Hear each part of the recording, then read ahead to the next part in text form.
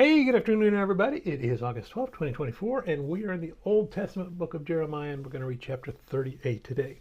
A little more of a picture of Zedekiah emerging. Word that would come to my mind is feckless, cannot make a decision. We saw as princes and prophets and advisors told him yesterday, lock Jeremiah up. He has nothing but lies. So King Zedekiah said, okay, and lock Jeremiah up. And then King Zedekiah snuck out to see Jeremiah because he thinks Jeremiah tells him the truth.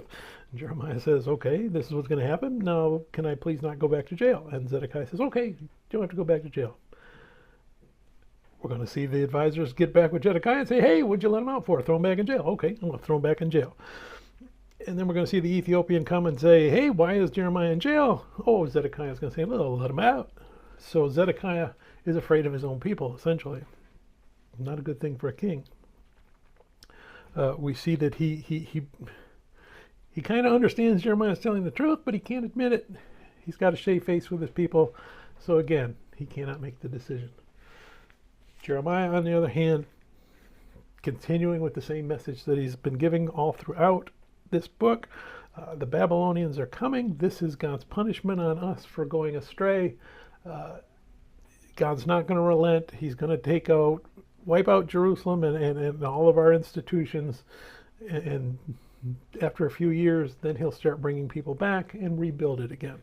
So the best thing for us as the people to do is to understand what God's doing, go into exile, take our lumps, make our atonement, and then come back. We see that Jeremiah is thrown into a cistern. That's what the dungeon is. It's a cistern. It's a big cavity dug into the ground underneath a house usually, or something like that, and it would hold water, especially would hold water during a siege. So the fact that here's two mentions of a cistern yesterday and today, and both of them are dry, yet Babylon is right there on their border, kind of tells you how the people are responding to the message of Jeremiah. They are ignoring it completely. They're taking no steps for the siege. They're taking no steps to believe God and do what he's going to do. They're still in their denial of, nope, ain't gonna happen, ain't gonna happen, ain't gonna happen, which is about to bite them in the behind. So let's go ahead and we're going to read Jeremiah chapter 38. Now, Saphathiah, the son of Matan, Gedaliah, the son of Pashur, Jukal, the son of Shalamai, and Pashur, the son of Malachi, heard the words that Jeremiah had spoken to all the people, saying, thus says the Lord, he who remains in this city shall die by the sword, by famine, and by pestilence.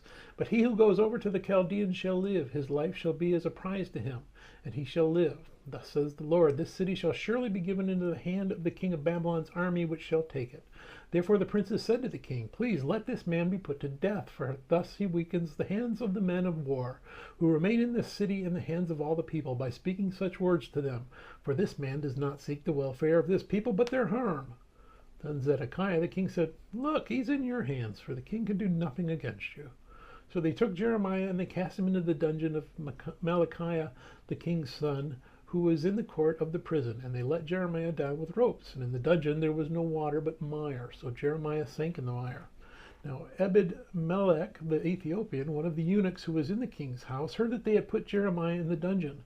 When the king was sitting at the gate of Benjamin, Ebed-melech went out of the king's house and spoke to the king, saying, my lord the king, these men have done evil in all that they have done to Jeremiah the prophet, whom they have cast into the dungeon, and he is likely to die from hunger in the place where he is, for there is no more bread in the city.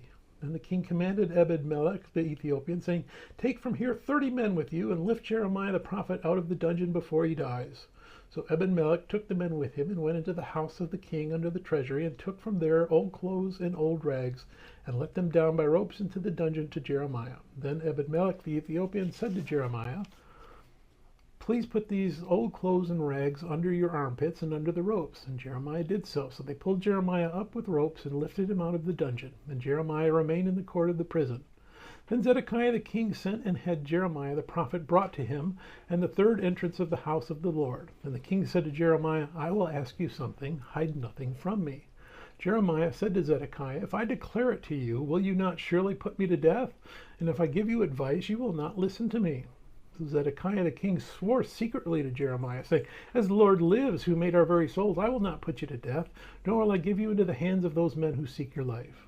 Then Jeremiah said to Zedekiah, Thus says the Lord, the God of hosts, the God of Israel, if you surely surrender to the king of Babylon's princes, then your soul shall live. The city shall not be burned with fire, and you and your house shall live. But if you do not surrender to the king of Babylon's princes, then this city shall be given into the hand of the Chaldeans. They shall burn it with fire, and you shall not escape from their hand. And Zedekiah the king said to Jeremiah, I am afraid of the Jews who have defected to the Chaldeans, lest they deliver me into their hands, and they abuse me.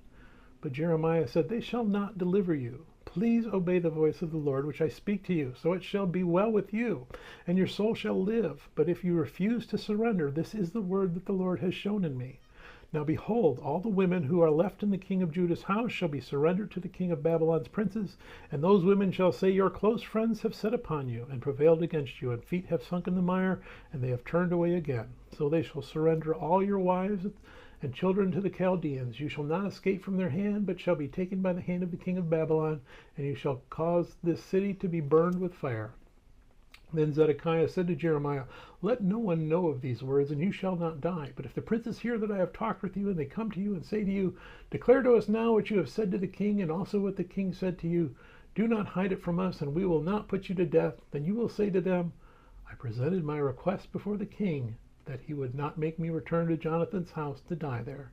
Then all the princes came to Jeremiah and asked him, and he told them according to all these words that the king had commanded. So they stopped speaking with him, for the conversation had not been heard. Now Jeremiah remained in the court of the prison until the day that Jerusalem was taken, and he was there when Jerusalem was taken.